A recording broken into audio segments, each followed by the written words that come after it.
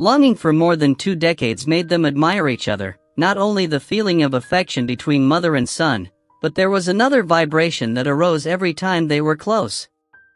Every time she sees Feng undressing, Samphong's body jerks, longing for a man's gentle caress, reminding her of Cam Fui, longing for his pampering and warmth that she hasn't gotten in a long time. This is what made them get out of control and dare to express their hearts and combine their desires with each other. Everything happens without using common sense, only instant gratification. Hey, welcome back to the channel. Today, we're diving into another chilling real-life event from around the world. This one takes us to the Phoang Saly region of Laos. And trust me, this story is one that will hit you right in the feels. It's definitely not your typical tale, it's strange, unsettling, and totally beyond reason. So, what's the full story behind this? Stick around, and let's take a closer look at this wild case.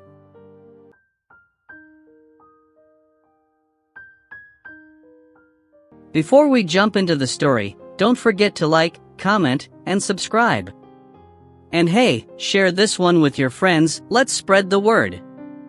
Now, let's dive into it. The story starts with Mr. Cam Fui, a policeman and politician from Phoang Saly, Laos. Back in 1989, when he was just 35, he was already making waves in the political scene. He was on the fast track to success, with rumors swirling that he might even become a minister one day. His family was super proud of him, especially his wife, Baun, and their 5 daughters. Now, there's an interesting reason behind having so many daughters. Ever since they got married, Cam Fui and Baun had been obsessed with having a son. But no matter how hard they tried, each time, they had a girl. A little ironic, don't you think? But hey, what's meant to be is meant to be, right? Fast forward to 1991. Cam Fui was on a week-long assignment in Muang Samphan when he met Samphong, a 20-year-old intern working at the local party office.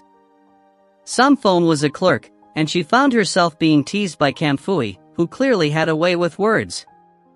Even after his assignment ended, Cam Fui kept coming back to Muang Samphan to visit Samphong. They started dating, even though Samphong knew he was married. Then, things took a turn. Samphong got pregnant and demanded that Cam Fui take responsibility. And instead of running away from the situation, Cam Fui promised to marry her once the baby was born.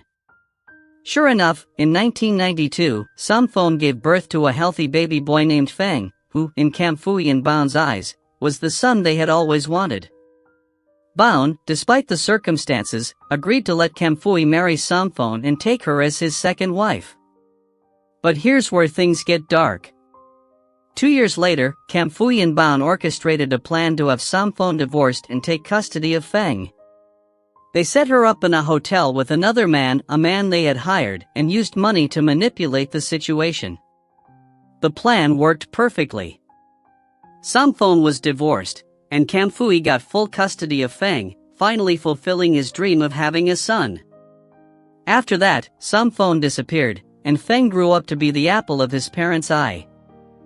Fast forward again. The Cam Fui kids grew up, went to college in Muang Samphan, since it had better universities than Phoang Saly. Feng was no different. He studied economics at Muang Samphan State University, alongside his third brother. Now, Feng had a love for soccer, and he was pretty good at it. So, during his final semester, he started teaching soccer at a local private junior high school. Even after graduation in March 2016, while he searched for a job related to his degree, Feng became more and more immersed in teaching soccer. He ended up getting hooked on it, and it became his life's work.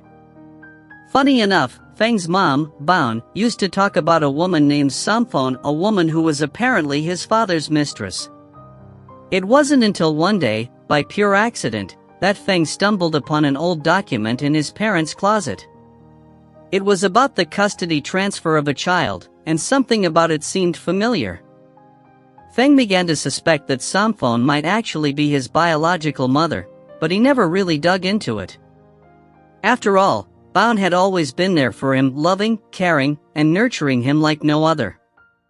Plus, his siblings always treated him like family, spoiling him like their own. Then, in July 2015, Feng got a message on Facebook from a woman named Samphone. She claimed to be his biological mother and said she'd been searching for him for 21 years. Feng was shocked. He couldn't believe it. But even though he was taken aback, he didn't respond. He loved Baun, and in his heart, she was his real mother. Samphone's messages kept coming, but Feng didn't want to entertain it. Things took a sad turn in August 2015. Feng's father, Cam Fui, passed away from a heart attack at 61. Feng went back to Phongsali to be with his family, and while there, he finally gathered the courage to talk to Baun about the messages from Samphone. It was time to face the truth. Baun, knowing this moment would come eventually, finally sat him down and told him everything. She told him that Feng was indeed the child of Cam Fui and Samphone, but that never mattered to her. In her eyes, Feng had always been her son, her prince, the one she loved deeply. Feng, in turn, told her that she was the best mom he could ever ask for, the queen of his life. And even though he now knew the truth about his biological mother, Baun made sure he knew that he was welcome back in her arms any time he needed her.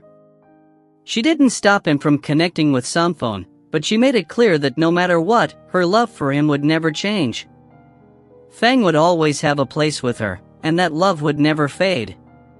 After the start of 2016, Feng finally gathered the courage to respond to Samphone's Facebook messages. When they met in person, the tears just wouldn't stop.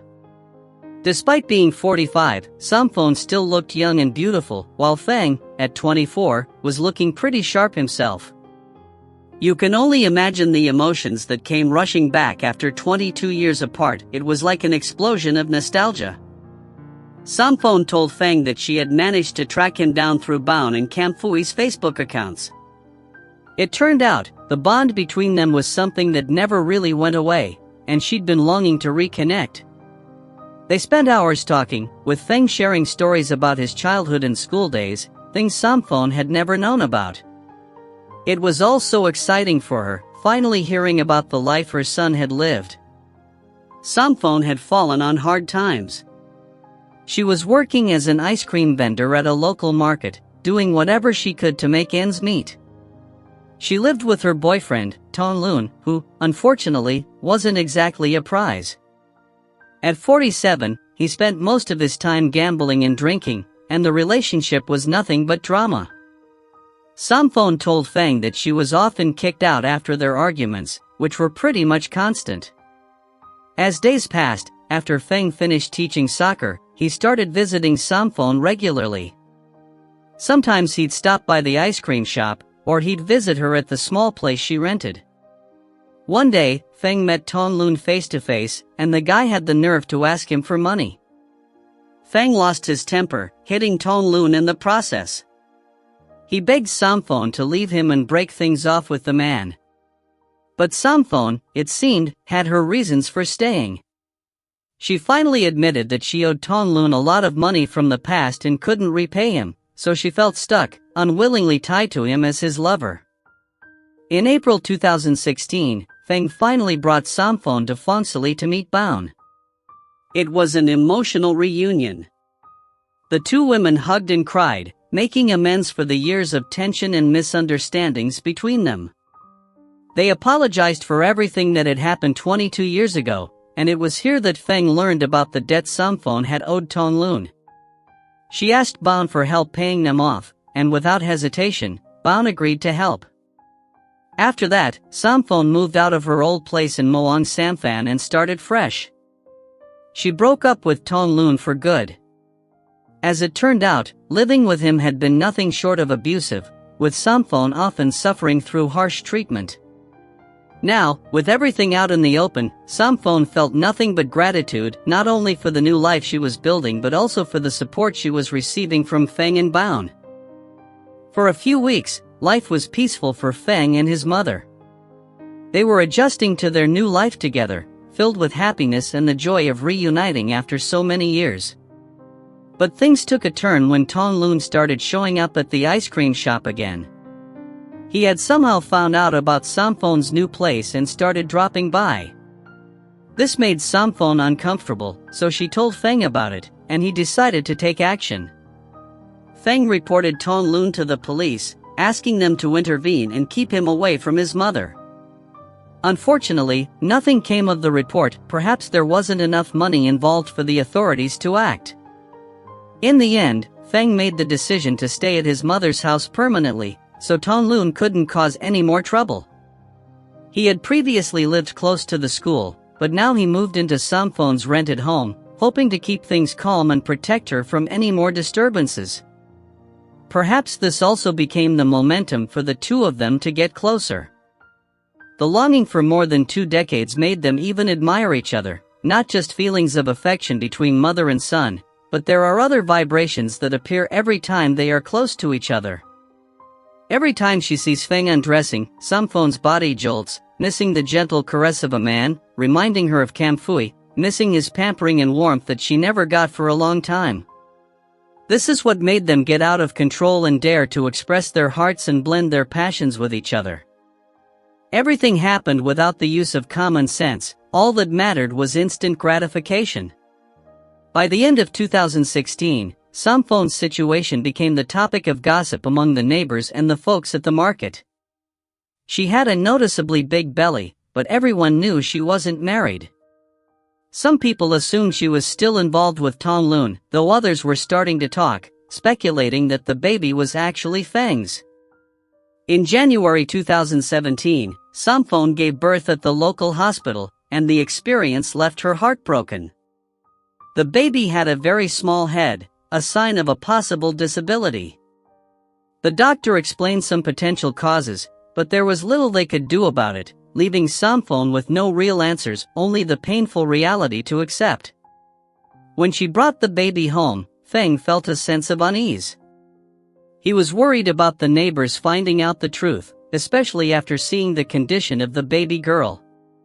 He feared the rumors would start to swirl, and some people might even think about abandoning the helpless child. But Samphon couldn't bring herself to entertain such an idea, and she firmly opposed it. 2 weeks later, Feng broke down in tears while calling his mother, Baun. He finally told her the truth and apologized. Although Baun was shocked and angry, she stayed calm and advised Feng and Samphon to go back to Fengsili and have a religious marriage. Since no one in the city knew about the situation with Feng's biological mother, they could start fresh and take care of their son in peace. But for Feng, that suggestion didn't seem practical. He was already considering drastic measures because of the baby's condition and the odd shape of her head. On the night of March 12, 2017, while Samphon slept, Feng made a horrifying decision. He smothered the baby with a pillow and threw her into the river. Afterward, he drove aimlessly, trying to clear his mind. Around 11 p.m., Feng stopped at a pharmacy and ran into Ton Lun, who began yelling insults at him. Feng ignored him and got back into his car, but things quickly escalated. Ton Lun threw a rock at his windshield, shattering it and pushing Feng over the edge. In a fit of rage, Feng started the car and drove straight at Ton Lun. Witnesses later said that Ton Lun was thrown to the ground and even run over again by Feng, who then fled the scene. Residents rushed Ton Lun to the hospital, but he was pronounced dead upon arrival. Feng, deeply shaken by the events, eventually turned himself in to the authorities, confessing that he had lost 2 lives that night, his baby and Samphon's ex-boyfriend, Ton Lun. Naturally, Samphon was devastated by the news. She immediately called Baun, who rushed over to support her son. Even Feng's siblings showed up, offering their love and moral support. Everyone was aware of the complicated relationship between Feng and Samphon, but no one ever imagined it would end in tragedy. It was heartbreaking to see the young man arrested for taking someone's life. Feng should have known better and kept his temper in check when Ton Lun provoked him. He could have reported the incident to the police, but after his previous complaints had been ignored, Feng felt there was no point. His frustration and trauma took a devastating toll that night. Through his lawyer, Feng expressed with a sense of resignation that on the night of the incident, he had stopped by a 24-hour pharmacy to pick up some headache medicine. He had been feeling dizzy from all the stress and hadn't been able to sleep for the past 48 hours. As he was leaving, he unexpectedly ran into Tong Lun, who started yelling and hurling insults at him. Tong Lun even chased him to the parking lot, throwing rocks and pieces of wood at his car, and stood defiantly in front of the vehicle, refusing to move. At that moment, Feng, already overwhelmed from the emotional toll of what had happened earlier with the baby, snapped and ran Tong Lun over, driving over him multiple times in a fit of rage. During the trial, Samphone also admitted that she was wrong for having any kind of contact with her biological son. Over time, what started as longing had unfortunately turned into something far more complicated and wrong. She revealed that when she was a few months pregnant, she had considered aborting the child but couldn't go through with it. Feng had promised to accept the baby, and they both hoped for the best. But what was born was a deformed baby, something neither of them had been prepared for. The imperfections in the baby left both of them feeling devastated, as though it was some kind of punishment. Samphone admitted that she never knew Feng was planning to harm the baby, and she was shocked when, on the night of the incident, the child wasn't in the bed. At first, she thought Feng had taken the baby out for a walk, but later, she realized the unimaginable had happened. On July 11, 2017, the Muang Samphan High Court found Feng guilty of intentionally taking 2 lives and charged him with a first-degree felony. The 25-year-old was sentenced to life imprisonment, while Samphone was also held accountable for her actions with her son, receiving a 2-year prison sentence. Throughout the process, the family, especially Feng's mother, Baun, made it a point to visit both of them in prison. Baun, devastated by the turn of events, remained hopeful that Feng would eventually be shown leniency. She believed that, despite everything, Feng was still a good person at heart, someone who had no criminal history and simply needed guidance.